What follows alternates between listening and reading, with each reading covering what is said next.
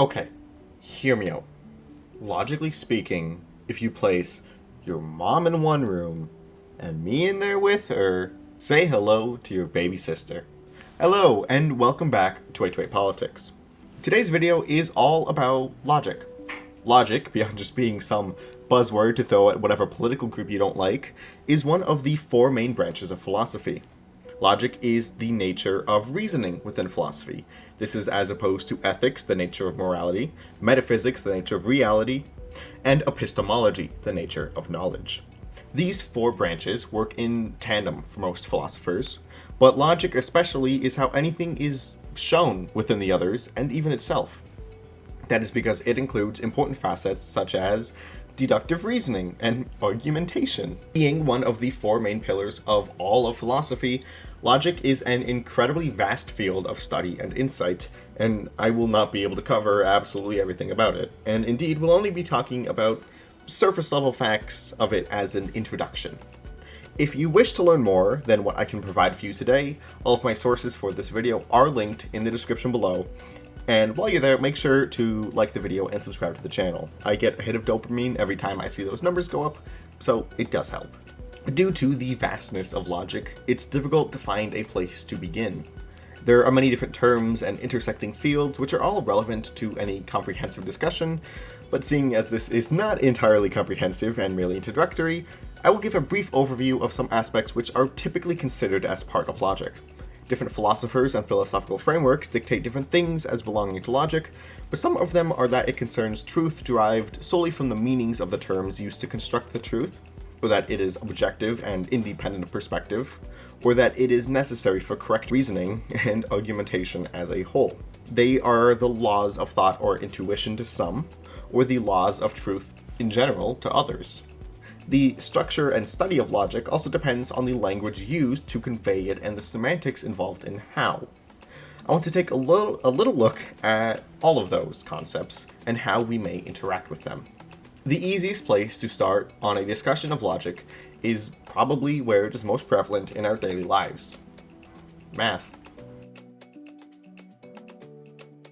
Math is a nebulous thing in and of itself.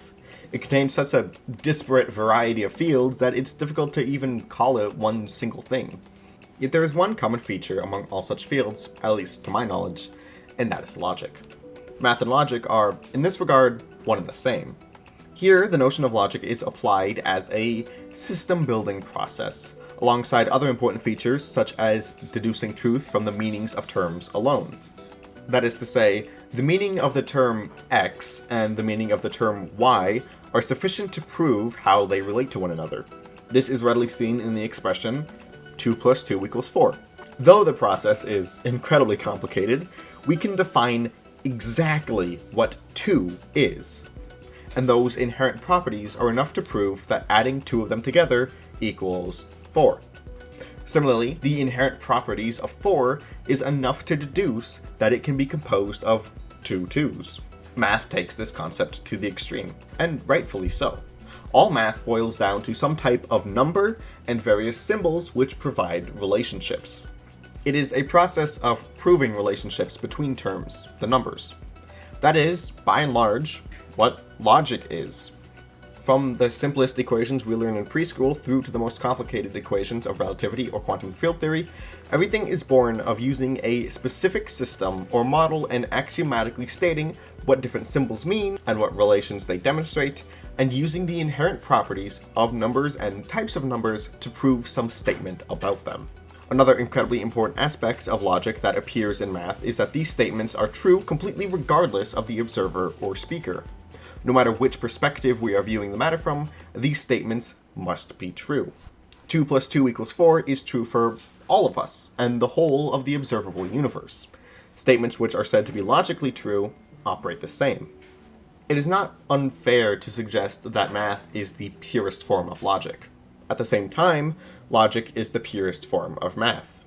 Indeed, when applying logic beyond arithmetic, sentences are deconstructed into their logical components, i.e. those components which are relevant to whether or not the statement can be considered true, and everything else can be replaced by and ascribed to symbols holding the same meanings. That said, we can still run into issues with saying that math and logic are entirely equivalent. For one, although both are built upon fundamental axioms, within logic, many philosophers wish to be able to examine and either accept or reject a given axiom depending on its own logical validity or truth. Math, however, does not always play by those rules. Oftentimes, these axioms are stipulated merely because they can be, with no other justification given. This largely applies to more theoretical branches of mathematics, but one very good example is the status of the concept of infinity. The existence of, say, aleph null, which is meant to represent cardinality or position in a sequence for infinite numbers instead of ordinality or numerical value for finite numbers, is entirely stipulated. Aleph null is simply said to exist. There is nothing suggesting someone should abide by that axiom, and similarly nothing saying that it should be rejected. Aleph null exists in math because we say it does, whereas real-world logical constructs cannot be handled in such a loose manner. Nevertheless, the similarities far outnumber the contrasts, and anyone interested in studying logic should also study mathematics as a process. Another view of logic is to refer to it as correct reasoning. Correct reasoning, as with the objectivity of mathematics, is that logic is true regardless of the perspective with which it is analyzed. A true statement always remains true as long as the terms and the meanings of said terms remain the same. Argumentation, then, is an application of correct reasoning. One major part of argumentation in general is the syllogism, which consists of two premises, one major and one minor, which, if both of them are true, then the third piece, the conclusion, must necessarily be true. This is a very simple form that argumentation can take, yet displays very well the qualities of the philosophy of logic. One such very famous syllogism comes from Socrates, which is as follows. Premise 1, Socrates is a man. Premise 2, all men are mortal. Conclusion, Socrates is mortal. This is an argument which is logically valid, or the premises logically connect to and prove the conclusion. Let's pick this apart a little bit. In the first premise, the term Socrates has some quality which designates him as belonging to some group, here a man. The second premise states that every object of that group has some other quality, here being mortal. Thus, the argument goes, if all entities in some set share a quality, so too does any given individual entity within that group. Socrates is mortal. Specific proofs for that reasoning are complicated and outside the scope here, but they do exist and are built upon axioms which construct a whole system of logic. That system and those axioms formally demonstrate the validity of that syllogism. Well, formally may not be the exact right word here. There is a difference between formal and informal logic. Though both rely on a priori truths such as that of deduction and axiomatic principles regarding things like the existence of truth in the first place, formal logic is the type of logic that, mentioned earlier, replaces the non-logical components in a sentence with those formal logical symbols, changing the sentence into its logical form. That is concerned with the structure of the argument. Meanwhile, informal logic maintains the language used, and so the syllogism we just discussed, though logically valid and provable, would be by many considered informal logic. Another difference between the two, though more specific and less all-encompassing of a difference, is that of deductive versus non-deductive argumentation. Formal logic tends to focus very heavily on deductive arguments, and especially arguments such as the syllogism, wherein the conclusion not only must be able to come from the premises, but it is necessary for it to. Informal logic, meanwhile, allows for arguments which deal with a conclusion's probability. This is the most common form of argumentation we encounter, as very few things in our actual world work on absolutes. Logic is a vital part of all of our argumentation, deductive or not. Logic is what makes argumentation possible in the first place. When attempting to prove something about ethics or epistemology or metaphysics, we need to employ the philosophy of logic. We discussed how the mathematical system is a logic system in itself. The idea of a system or a framework is necessary to the proper functioning of logic. formal or informal. Formal logic, of course, takes this to a much higher level than informal. Informal logic is generally content to stake its claim and its system to the language to which it is being expressed. This does run into issues, no doubt, wherein one must determine what each word means, how to ensure that meaning is maintained when filtered through different perspectives. Logic itself is immune to those, the mode of informational transportation takes is not, and the general imperfection of all languages. Formal logic can run into those same issues, though less commonly. The meanings of symbols can still change, and the non-symbolic words, which must be maintained, are subject to the same faults as before. This is a problem endemic to logical systems as a whole, which is that, at their core, they are all subject to the fallibility of human communication, no matter how adept we get at it. Once again, then, we are seeing logic run up against epistemology, wherein we have to ask if knowledge of logic is even possible in this regard.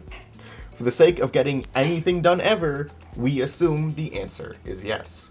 Despite the inherent problems any logical system will run into, and there are even more when we further scrutinize the basilar axioms and justifications from an epistemological or metaphysical perspective, the fact that it is a system or framework nevertheless lends it great aid to many other areas of our lives. Logic is an integral to computers and computation, for example.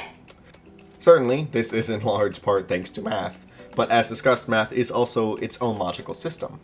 But other parts of logic can also be found here almost universally, and a great example of that is propositional logic, which can relate to syllogisms as discussed.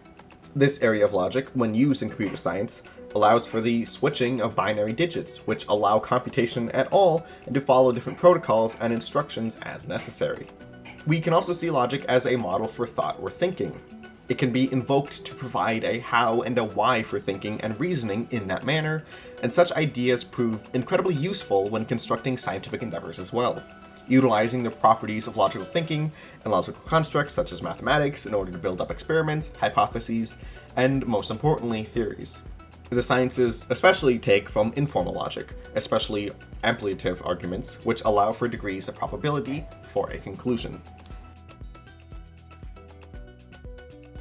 The rabbit hole of what logic truly is goes much, much deeper than this.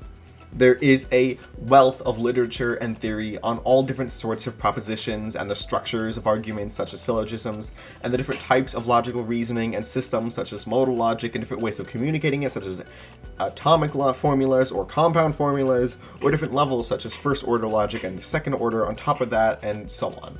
Or important aspects of informal argumentation like logical fallacies. But alas, they are too complicated for an overview. I plan to look more in depth at different aspects of logic as time goes on. As it stands, however, I believe it is sufficient to view logic as a whole as the nature of reasoning, which includes both the how and the why. The how is through logical systems and languages and argumentation and the like, and the why is through the groundwork of axioms dictating truth and other value judgments, which may be more related to ethics, but nevertheless require logic to demonstrate in a weird, cyclical fashion. I do encourage you to read through the resources I have linked in the description below, and any other informative sources you have access to. I am just as fallible as everyone else, so if I get something wrong, do feel free to let me know. I promise I won't be too mad. I am a student of learning, just as you all are. And on that note, make sure to like the video and subscribe. Like I said, it does help. Thank you! Also in the description is linked my other channel, where I do book reviews, which you might find interesting. I guarantee you that you're a nerd if you willingly clicked on and watched this video. But anyway, this has been H-Way Politics. Never stop learning.